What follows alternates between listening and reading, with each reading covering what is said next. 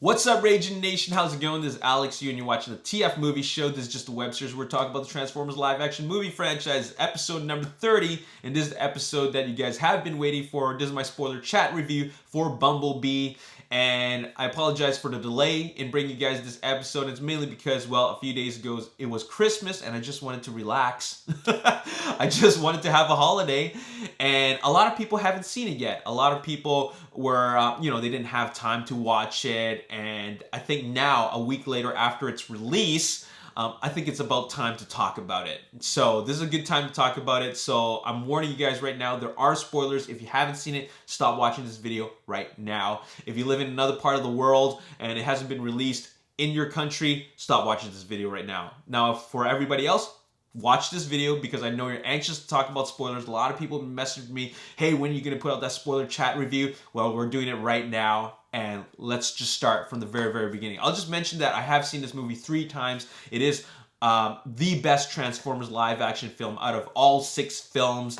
This is a really, really great film, and I put this film as my number 4 film in my top 10 films of 2018. Number 1 being Mission Impossible Fallout, and then number 2 Ready Player One, and then Avengers Infinity War. Number 3, number 4 is Bumblebee. I really, really like this film. I'm probably going to watch it again. But anyways, let's talk about spoilers in Bumblebee. Let's start from the very beginning. Cybertron. I did not expect this film to open with Cybertron, actually. I expected Cybertron to be flashback scenes, but it opened the film with a bang. And for all the G1 fans and fans of Transformers, you're just thinking to yourself, wow, this is like, wow. Like this, you already love this film because of the opening sequence. It's amazing, and you get to see all the characters that you know and love, like Ragin and Cliffjumper and RC and Wheeljack, and you even see a little bit of Brawn there. And then Optimus Prime, I've never seen him kick so much Decepticon ass with such flair. We have seen it in the past, but it's just a big blur. You know, it looks cool, but it only looks cool. It's very stylish, right? This is true robot-on-robot fighting. This is Optimus Prime taking Decepticons the way he did in the cartoons, but just realized in live action, and it was so, so cool. And Travis Knight is taking visual cues from the 1986 animated film, especially when he jumps up and points the gun at Decepticons while he's in the air. That was freaking awesome. And what's really awesome is that they made this opening sequence intense, and you realize that the stakes are very, very high. There's a sense of desperation there. You see the Autobots' faces, and you can actually see them desperate and emoting that, okay, they're in the battle for their lives. They got to get the hell out of here. It is intense, and you see how, like, you're very excited by what's going on, but you actually see that there is something that needs to be done. They are in distress. They are outnumbered, and they got to get the hell out of here. You know what's going to happen, the fall of Cybertron, but it's just so amazing to witness in live action. So very, very cool. Oh man, seeing Soundwave there and Shockwave. Oh man, it's just, I don't know how to explain it, but it was just an amazing feeling. A lot of people talked about it. A lot of fans really talked about how they want more of that. And, I think we're going to get more of that later on in the future in a couple of years. But anyways, that was a really, really awesome sequence. Let's talk about Charlie. Charlie is the main character in this film. She's a protagonist. She leads the film, and she's played by Haley Steinfeld. And I automatically like her character, not only because I like Haley Steinfeld, but once you open the film, the alarm clock rings, and then she's in the bathroom brushing her teeth, and she starts drumming. That was the moment where I just fell in love with the character. And it's not just drumming, it's an extended sequence of drumming. And it could mean a lot of things. It could be a quirk about the character. It's a fun scene. But the thing is that it could also represent that she's struggling. She's just trying to battle her way out, and she does it through music, and she loves her music. She always has her headphones on, and it's just an extension of the character's personality. So that was really, really cool. And this character and this story is something we've seen before. It's a formula that works. We've seen this in many other films like Iron Giant and E.T., Short Circuit, and a lot of other films that have children in it that discover something that is out of this world. The government wants it, and then suddenly they don't know what they're dealing with, and then they realize that this is a good guy. We've seen this thing many, many times, but the way Travis Knight puts his own spin on it and bringing Transformers into the mix really makes this story just more interesting, and we can connect more, and these characters are characters that we can really connect with. So I love that about Haley Steinfeld's character. And there's character arcs for everybody. John Cena's character as a Sector 7 agent, and Charlie Watson, as well as even the parents. So, well, the mom and the stepfather. But anyways, I just want to mention that I do love the way Charlie's character is written, and yeah, she's very cool. I like her more than Sam Witwicky. I can really connect with their character, and there's just a lot of really tender moments between her and Bumblebee, and you really get to see that relationship form between the two. So that's really awesome. Let's talk about something that was really major in this film. Like I said before, in every single Transformers film, an Autobot has to die. And even in Transformers Last Night, while we did not see an Autobot die, we did see somebody.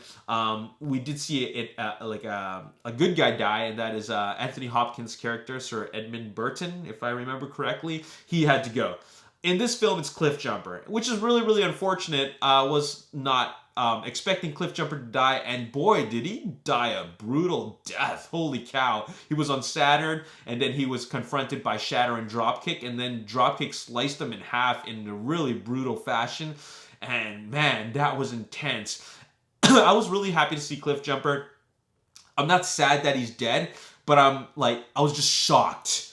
Because what was really great about that scene is that it really showed you that the Decepticons mean business. And, they're always evil from the very beginning, but the way Dropkick took out Cliffjumper was kind of like a callback to the 1986 animated film, which really just, which that scene was really shocking as well, when the Decepticons came on board the ship and they killed off like Ironhide and Prowl, and oh man, it felt like that. It was like, whoa.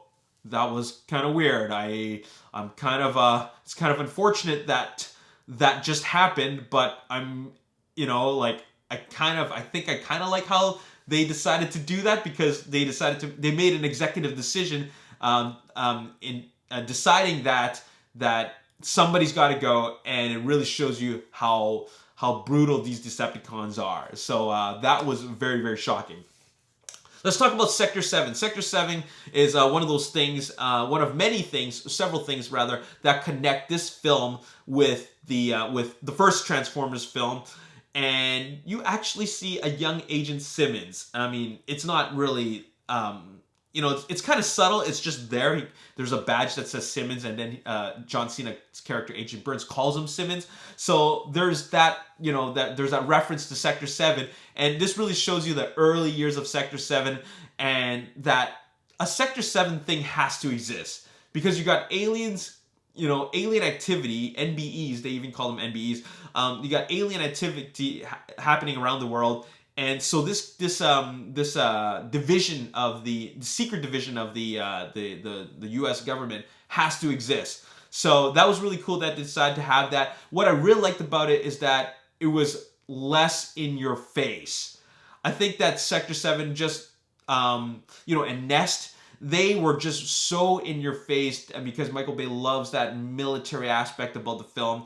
But in this one, it just felt appropriate. Like, it needed to be in there. And it was done in a way where it just helped pace the film really well. And which makes me want to talk about the pacing of this film. So we have two stories going on. Charlie Watson's life and her relationship with Bumblebee, and then, of course, the Transformers story. There is a Transformers story that's going on in the background while the Charlie story is going on, but then as we see them go back and forth, it brings them all together. And what I really like about it is that you get these human moments that you can really connect with and really make you love the character, fall in love with the character, and get engaged by the story. And then you get brought into the world of Transformers, back and forth. And it's a really good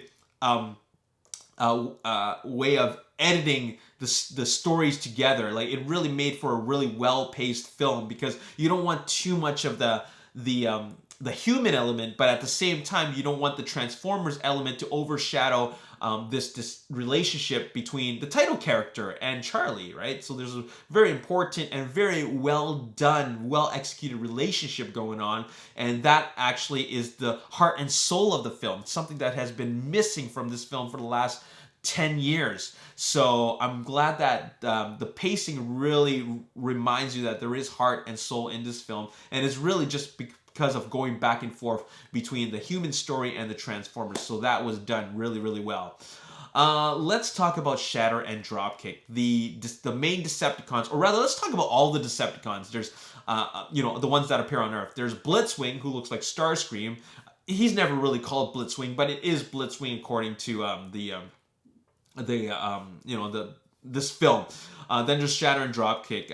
Blitzwing appears at the beginning, and that opening sequence is just a really great, like, Transformers live action set piece. That is a really great set piece because you have these two characters, Bumblebee, the title character, and then you have Blitzwing, which a lot of fans will, still be convinced that it's Starscream because he doesn't really triple change in this film. They're going at it.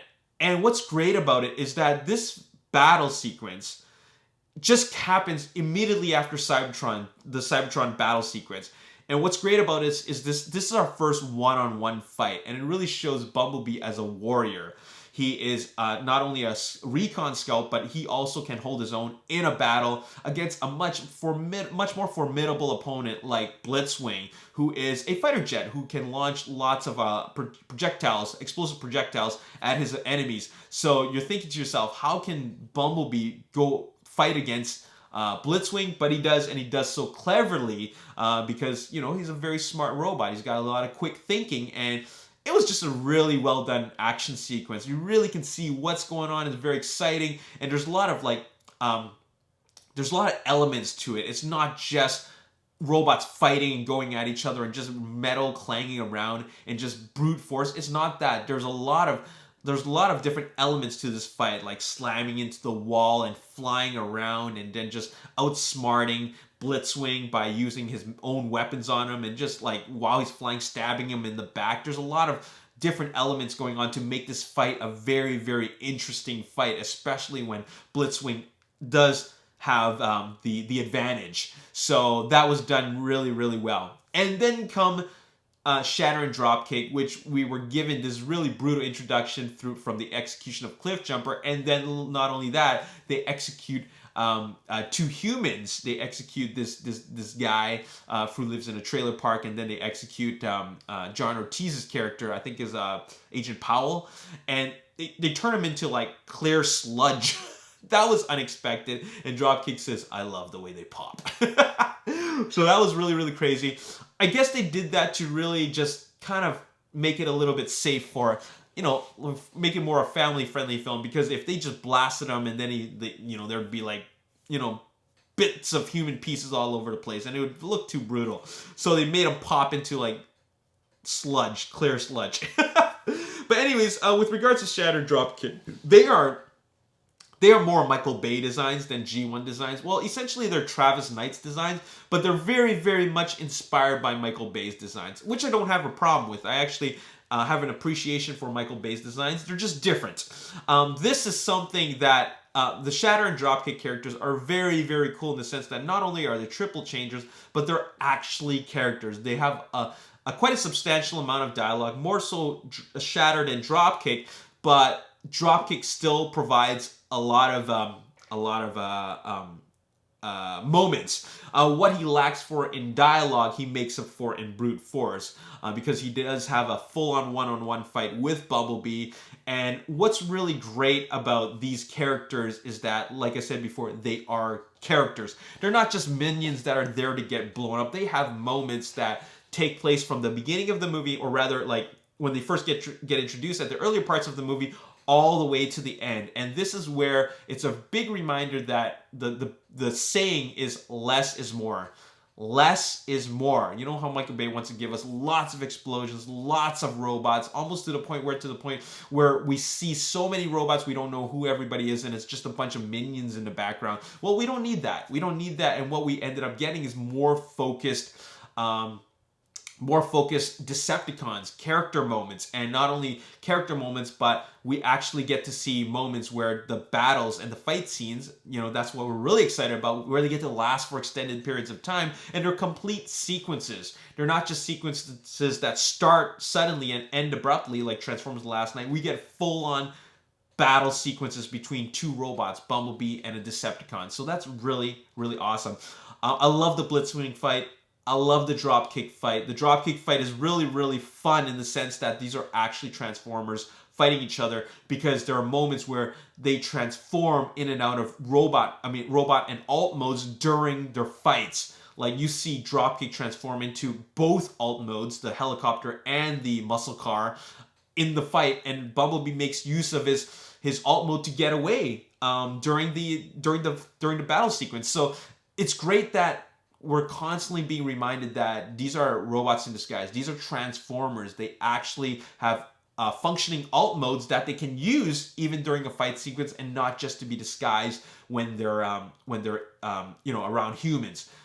They really make good use of that, and Travis and I did such an excellent job reminding us that something that lacked a presence in the previous film. So that's really, really awesome.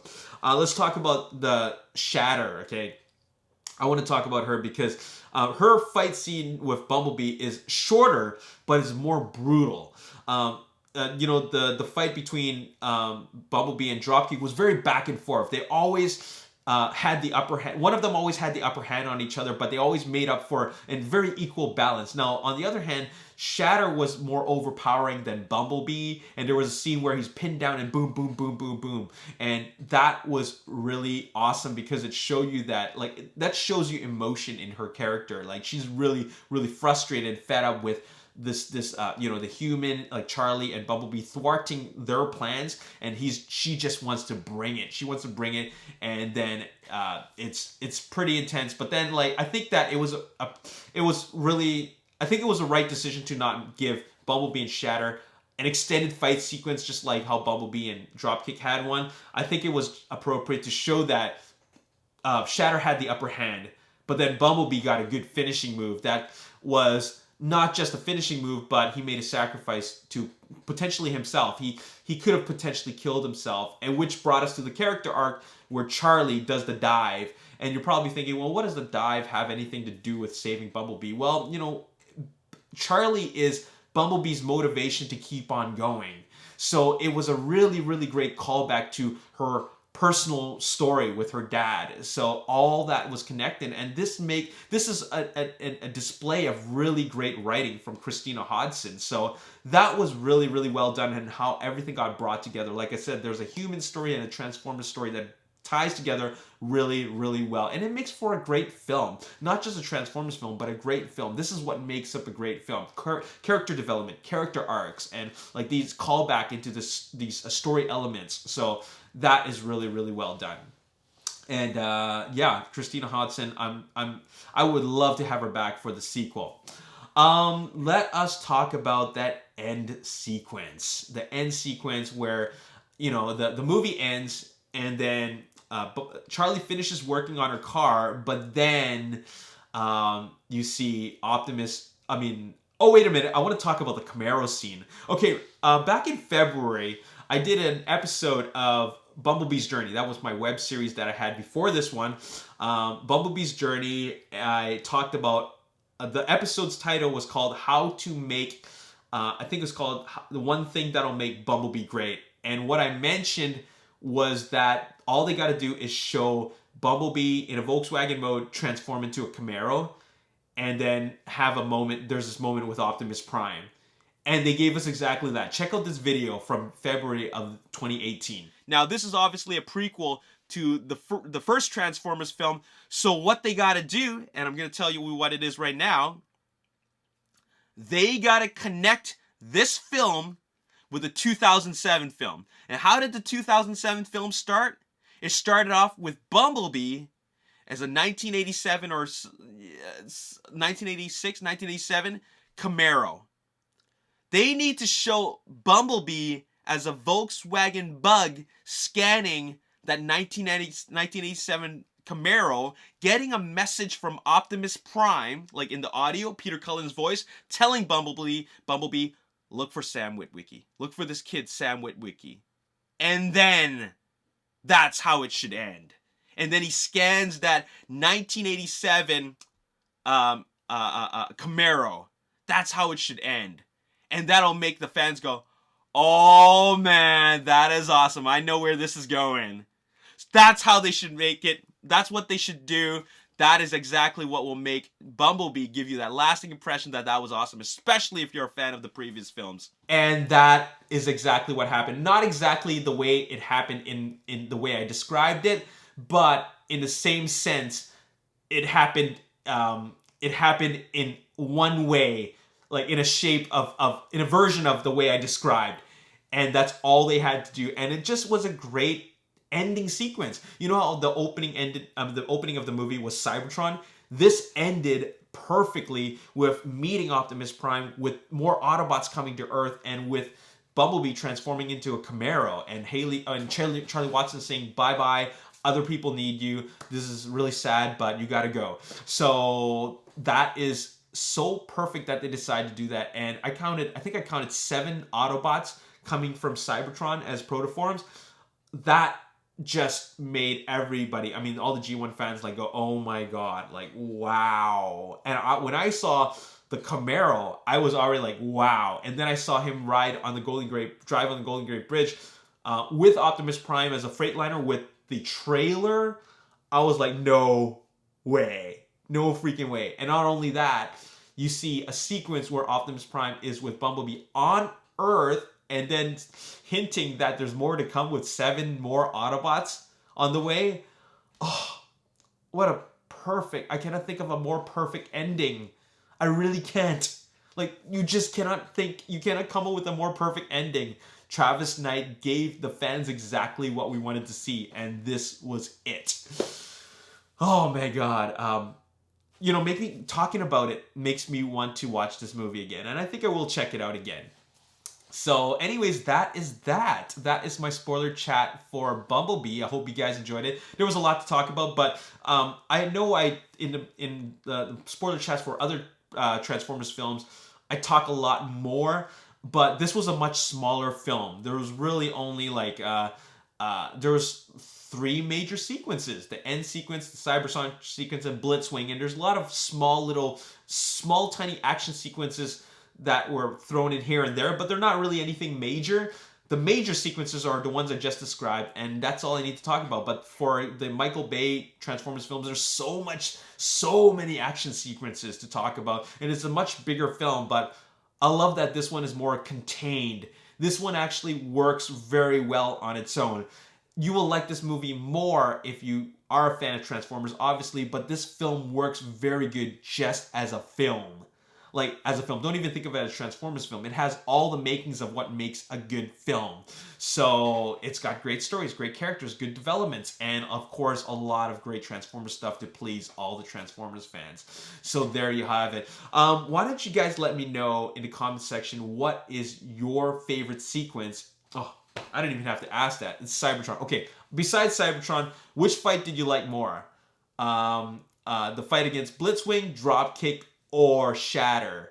I just want to know what your favorite moments, besides Cybertron. Everybody knows about that. What are they? Let me know in the comments section below. And you're free to talk about any spoilers you want to talk about. Let's just talk about this film. Anyways, I hope you guys enjoyed my spoiler chat review for Bumblebee. There's definitely a lot to talk about, and there's more to talk about. I got way more episodes coming about that I have planned. I think that I got 10 more episodes talking about Bumblebee, various aspects of the film, so make sure you stay tuned for that. And I got, of course, Toy Haul videos coming out, so make sure you stay subscribed. As always, if you enjoyed this episode, you want to see more, make sure you hit the like button, subscribe to the YouTube channel, like me on Facebook, The Ragin Nation, also follow me on Twitter, Ragin Nation. My name is Alex Yu. Thanks for watching. See you next time. Peace.